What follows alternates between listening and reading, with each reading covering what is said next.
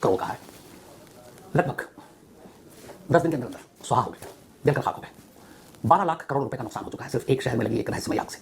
12 लाख करोड़ रुपए हमारे देश का, मतलब भारत का 2 साल का रक्षा बजट, डिफेंस बजट 2 साल का। और डिफेंस बजट आपको पता है कितना खर्चा होता है। सिर्फ 300 किलोमीटर के दायरे में फैला और 38 लाख 38 लाख की पॉपुलेशन, 300 किलोमीटर और 38 लाख की आबादी वाला अमेरिका का यह खूबसूरत शहर एलए यानी लॉस एंजलिस, हर तरफ आग की चपेट। पूरी फायर ब्रिगेड की टीम, अलग अलग एजेंसियां, तमाम बचाव दल, रक्षा दल सब कोशिश में लगे, लेकिन आग एक जगह बुझती है, तभी खबर आती है कि कहीं और आग लग गई। और ये सिलसिला 7 जनवरी को शुरू हुआ था, थर्सडे।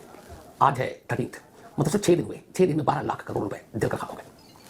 और अभी हालत यह है कि आज यानी मंडे और नेक्स्ट वेडनेसडे 2 दिन बाद यानी 13 और 15 रेड अलर्ट घोषित है लॉस एंजलिस में। उसकी वजह यह है कि इन 2 दिनों में बहुत तेज हवाएं चलने की आशंका जताई गई है, जिसकी speed 70 to 80 kilometre per hour या 100 किलोमीटर पर आवर तक। अब 100 किलोमीटर की रफ्तार से अगर हवा चले तो क्या होगा?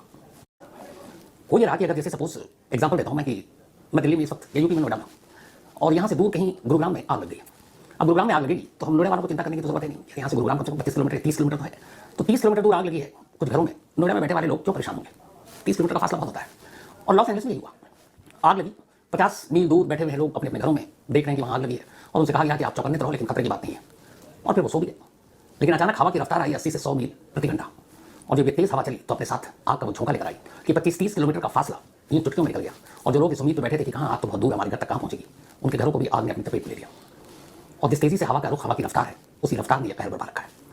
लॉस एंजलिस की इस आग की कहानी सब पूरी दुनिया में सुर्खियों में है। उसकी वजह यह है कि जो तस्वीरें आ रही हैं वो बहुत डराने वाली है।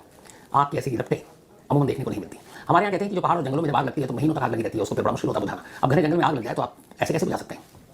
अमेरिका जैसा सुपर पावर देश, मतलब दुनिया का सबसे ताकतवर देश, न जाने कितने ही देश उसके दान पे और उसकी मदद पे जिंदा है, और वो अमेरिका अपने एक शहर की आग को बुझाने में अब तक नाकाम है।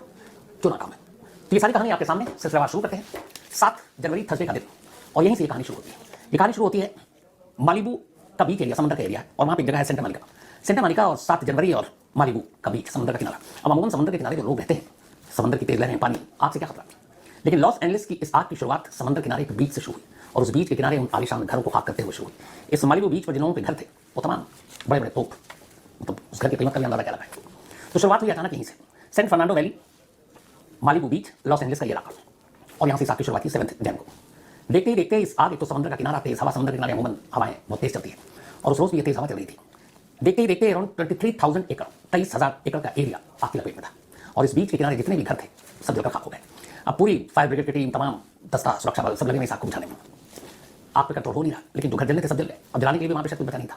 अब अगला दिन आ गया 8 जनवरी को वहाँ से लगभग 50-60 मील दूर Eaton fire, San Gabriel Mountains, उस एरिया में अब आग की दूसरी घटना होती है, ये भी लॉस एंजलिस में। और ये आग की हवाओं के गैस लाइटर मिले, और पहले भी कई लोग शरारत कर चुके हैं, आग लगा देते हैं। तो तीसरी संभावना ये है। चौथी है कि इंसानी गलती, बहुत सारे लोग जंगलों में जाते हैं, सिगरेट या कुछ और जलाया, वो चिंगारी छोड़ दी, उससे भी आग लग जाती है।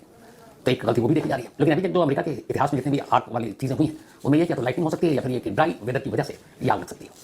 तो खैर अभी जांच तो जारी है, लेकिन आगे क्या होगा इसका पता नहीं। लेकिन इस पूरी स्टोरी में जो सबसे अजीब चीज़ है, जहाँ से एक साजिश की बात भी चल रही है, हालांकि वो दौर है कि जब सत्ता का हस्तांतरण होना है। 20 जनवरी यानी कि 20 जनवरी को जो बाइडन विदा ले लेंगे व्हाइट हाउस से, और ट्रम्प साहब दोबारा व्हाइट हाउस में अपना आशियाना बनाएंगे, क्योंकि वो अभी इलेक्टेड प्रेसिडेंट है और जीत चुके हैं। और अमेरिका में जो प्रेसिडेंट नया शपथ लेता है वो 20 जनवरी को लेता है।